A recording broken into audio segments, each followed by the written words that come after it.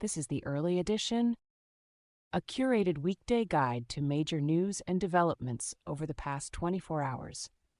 Curated by Veronica Galka and Lizzie Jennings and read by an automated voice.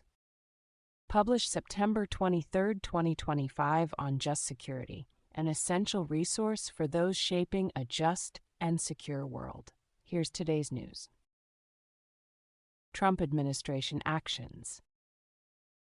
President Trump yesterday signed an executive order purporting to designate Antifa as a domestic terrorist organization and directing all relevant agencies to utilize all applicable authorities to investigate, disrupt, and dismantle any and all illegal operations conducted by Antifa, any person claiming to act on behalf of Antifa, or those who financially support it.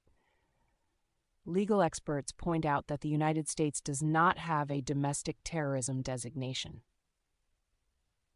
Antifa, a shorthand for anti-fascists, is a diffuse political ideology and not a unified organization. Chris Cameron reports for The New York Times. Aaron Pellish reports for Politico. Trump yesterday claimed that the use of a common pain reliever, acetaminophen, in pregnant women causes autism. He did not present evidence backing his claim. In a Politico op-ed that announced new research into the root causes of autism and endorsed a B vitamin-based drug to treat the disorder, Food and Drug Agency Commissioner Marty Makary, National Institute of Health Director Jay Bhattacharya, and Centers for Medicare and Medicaid Services Administrator Mehmet Oz were more circumspect, noting that family control studies have failed to find a correlation between acetaminophen and autism. Azin Qureshi reports for The New York Times. The Agriculture Department yesterday put a team of federal economists and researchers responsible for producing the government survey that measures hunger in the United States on indefinite paid leave, the employees' union said. According to a notice seen by the Wall Street Journal, USDA officials said the leave is not a disciplinary action. The staffers were told they were placed on leave while an unauthorized disclosure was being investigated, a union representative said. Dan Frosch and Patrick Thomas report. Defense Secretary Pete Hegseth recently formalized new restrictions on when, where, and how the military and Pentagon leaders can engage with the public. Hegseth's memo states that the Pentagon will prioritize engagements with organizations that comport themselves professionally and will make a concerted effort to engage with institutions representing differing perspectives. Colin Demarest and Sarah Fisher report for Axios. White House border czar Tom Homan did absolutely nothing wrong and never took the $50,000, White House Press Secretary Caroline Leavitt said yesterday, describing the FBI probe into Homan as another example of the weaponization of the Biden Department of Justice against one of President Trump's strongest and most vocal supporters. The New York Times reported on Saturday that FBI agents last year made an audio recording of a meeting in which Homan appeared to promise to help the agents, posing as businessmen, to secure federal contracts related to border security. Devlin Barrett reports. The Treasury Department will no longer carry out additional vetting of the members of the Taxpayer Advocacy Panel, with the panel's work returning to business as usual, according to an email obtained by Politico. Danny Nguyen reports. The commission overseeing the United States' 250th birthday celebration yesterday announced it has terminated its White House-selected executive director, Ariel Abergel. The 25-year-old appointee initiated a security breach of a social media account, attempted to procure the resignations of multiple commissioners by misrepresenting himself as acting on behalf of congressional leadership, and engaged in multiple other serious and repeated breaches of authority and trust, the commission's spokesperson said. Abergel attributed his firing to his efforts to honor Charlie Kirk. Meredith McGraw and Jess Bravin report for The Wall Street Journal. U.S. Foreign Affairs. The United States is considering sanctioning the entire International Criminal Court in retaliation for its investigations into suspected Israeli war crimes as early as this week, Reuters reports, citing several sources. While Washington has already sanctioned several ICC prosecutors and judges, sanctioning the court itself could significantly disrupt its operations. ICC officials had already held emergency meetings to prepare for the potential blanket sanctions, a source said. Anthony Deutsch, Humaira Pamuk, and Stephanie Vandenberg report. The Treasury Department yesterday imposed new global Magnitsky Act sanctions on the wife of Brazilian Supreme Court Justice Alexandra de Moraes, the judge overseeing the prosecution of former President Jair Bolsonaro. The Brazilian Supreme Court earlier this month convicted Bolsonaro of organizing a coup to stay in power following his 2022 electoral loss. Jacob Wendler reports for Politico. The U.S. government is set to revoke the visas of Brazilian Solicitor General Jorge Messias and 5 other current and former Brazilian judicial officers, a Trump administration official told Reuters yesterday. Graham Slattery reports. The Trump administration is exploring options to provide Argentina with a lifeline to combat its financial woes, Treasury Secretary Scott Bessent announced yesterday. Argentinian President Javier Milei's economic overhaul is facing growing opposition over the economy contracting amid austerity measures. Brian Schwartz, Ryan Dubé, and Sam Goldfarb report for The Wall Street Journal. Russian President Vladimir Putin yesterday said he was prepared to abide the existing limits on the number of deployed nuclear weapons for a year after the New START Accord expires in February 2026, as long as the United States does the same and does not take steps that undermine or violate the existing balance of deterrence potentials. Andrew Osborne, Vladimir Soldatkin, and Jonathan Landay report for Reuters. The State Department yesterday barred Iranian diplomats based in or visiting New York from shopping at wholesale club stores like Costco and purchasing luxury goods without specific permission, according to a notice set to be published this week in the Federal Register. Matthew Lee reports for AP News. U.S. immigration developments. The Trump administration will expand its use of AI in immigration enforcement from this Thursday, introducing Immigration OS, a system that allows agents to approve raids, book arrests, generate legal documents, and arrange deportations in one place, a former official said. Angelica Franganillo-Diaz reports for CNN. The Labor Department said yesterday that it will open investigations into employers that abuse the H-1B visa program in order to ensure employers prioritize American workers. Lauren Corey-Gurley and Daniela Brill report for The Washington Post. U.S. domestic developments. U.S. authorities on Saturday detained a man who allegedly aimed a laser at Marine One while Trump was on board, according to a complaint filed by a U.S. Secret Service officer. The filing states that the man was shirtless, talking to himself, and being loud prior to the incident. Faith Wardwell reports for Politico. Jimmy Kimmel Live will resume airing tomorrow, Disney announced yesterday. In its statement, the company said that it suspended Kimmel over the comments he made about the killing of Charlie Kirk last week to avoid inflaming a tense situation. Aaron Pellish reports for Politico. Tech developments. NVIDIA announced yesterday that it plans to invest $100 billion in OpenAI. According to a source close to OpenAI, the deal involves 2 interlinked transactions, with NVIDIA first investing into OpenAI to obtain non-voting shares, enabling OpenAI to then buy NVIDIA's chips. Deepa Seetharaman and Akash Sriram report for Reuters. Michael Action, Christina Criddle, George Hammond, and Tim Bradshaw report for the Financial Times. Trump plans to sign an executive order delaying the enforcement of a 2024 law banning TikTok for another 120 days to finalize the terms of a Washington-Beijing TikTok deal, a senior White House official said yesterday.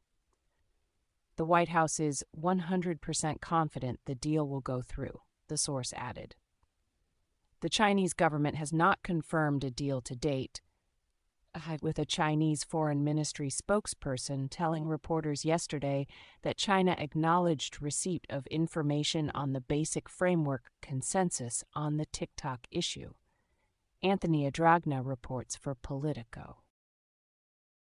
Israel-Hamas war, U.S. and international response.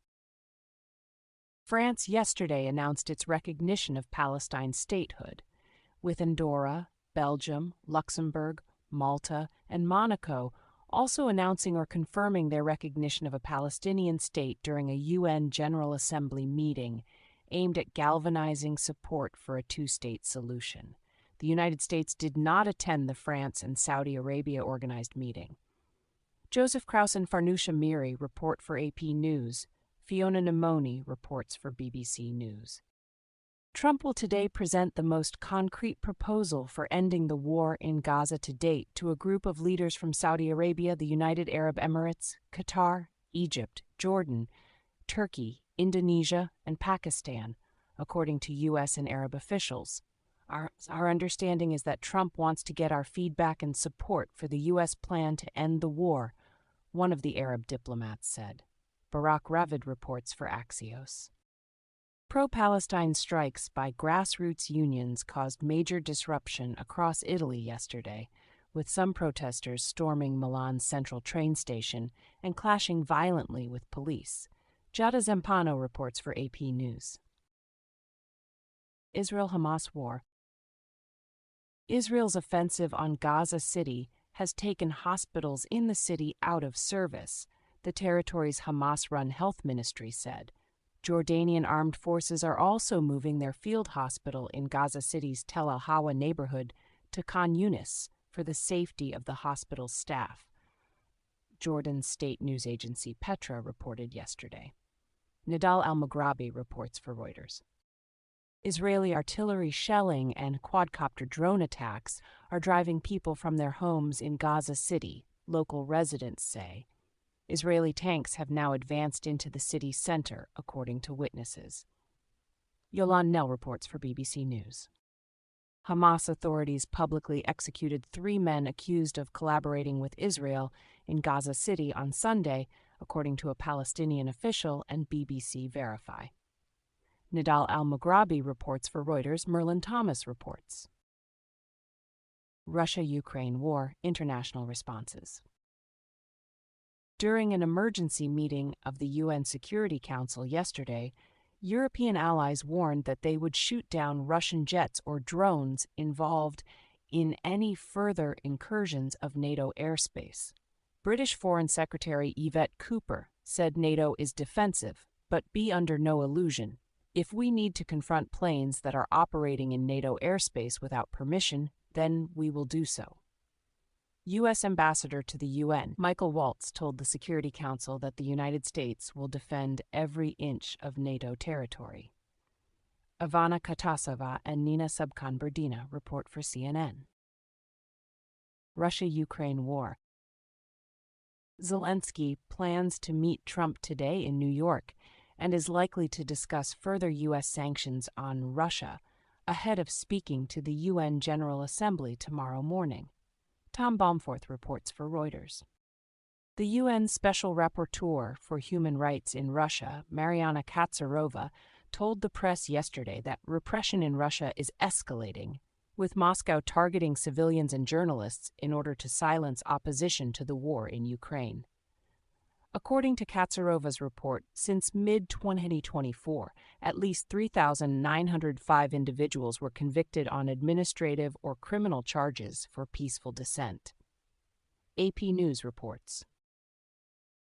Other global developments. Copenhagen and Oslo airports stopped all flights late yesterday evening for several hours following drone sightings over both airports. The Danish police have not been able to confirm Ukrainian President Volodymyr Zelensky's social media claim that Russia had violated Danish airspace, but said they believe a capable operator sent them. Norwegian police confirmed that they seized the drone that was spotted over Oslo airport, but had yet to locate its operator.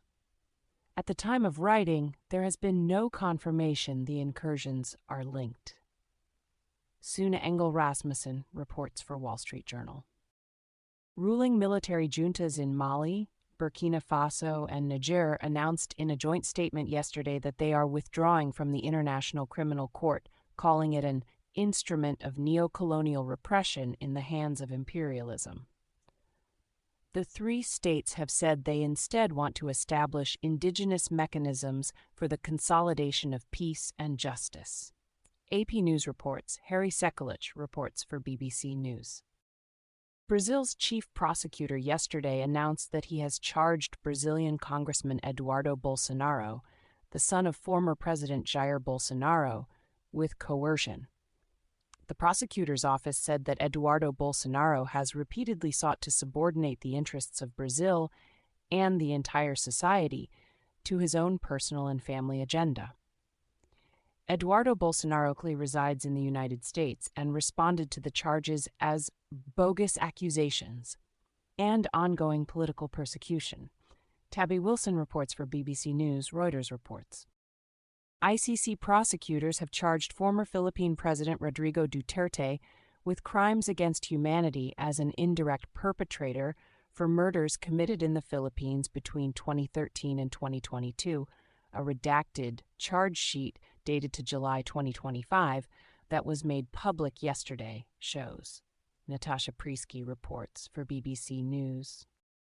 The UN group of human rights experts in Nicaragua said today that Nicaragua's government is expanding its repression of opponents, targeting Nicaraguans living abroad. Gabriela Seltzer reports for Reuters.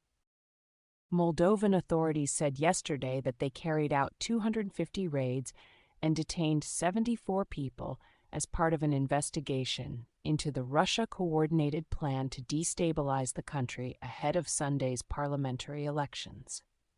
AP News reports. Trump administration litigation. The Supreme Court yesterday granted the Trump administration's emergency request to remove FTC member Rebecca Kelly Slaughter until a hearing in December, staying a lower court order that had temporarily reinstated Slaughter in her post. The court indicated it will consider oral arguments on whether a long-standing Supreme Court precedent limiting the president's power to fire officials of independent agencies unconstitutionally interferes with the president's ability to control the executive branch. Josh Gerstein reports for Politico. Lydia Wheeler and Jess Bravin report for The Wall Street Journal. A federal judge yesterday temporarily ordered the Trump administration to recommence the flow of $500 million in funding for scientific research to the University of California, pending a final decision on the issue. In her ruling, the judge said that the government's indefinite suspension of National Institute of Health grants was likely arbitrary and capricious. Eric He reports for Politico. A federal judge yesterday granted a preliminary injunction of the stop work order imposed by the Trump administration on the Revolution Wind offshore wind project. The order said that the company is likely to suffer irreparable harm if it does not restart work on the project and the government can carry out their review while the work is carried out. Kelsey Tamburino reports for Politico. A West Point law professor yesterday filed a lawsuit against the U.S. Military Academy, alleging the school is violating the First Amendment by banning opinions by professors in the classroom and some books and courses. Larry Neumeister reports for AP News. In case you missed it, yesterday on Just Security. The U.S. Deportation Industrial Complex, Arrests and Detention by the Numbers, by Margie O'Haron. The United States Dirty War on Narco-Terrorism by Ben Saul. Thank you for listening to Just Security's early edition today, September 23rd, 2025. If you enjoy listening, Just Security's analytic articles are also available in audio form on the justsecurity.org website. To stay up to date on Just Security's analysis of law, policy, and current events, go to justsecurity.org, subscribe to Just Security on Substack, and follow us on LinkedIn, Blue Sky, Facebook, and Threads.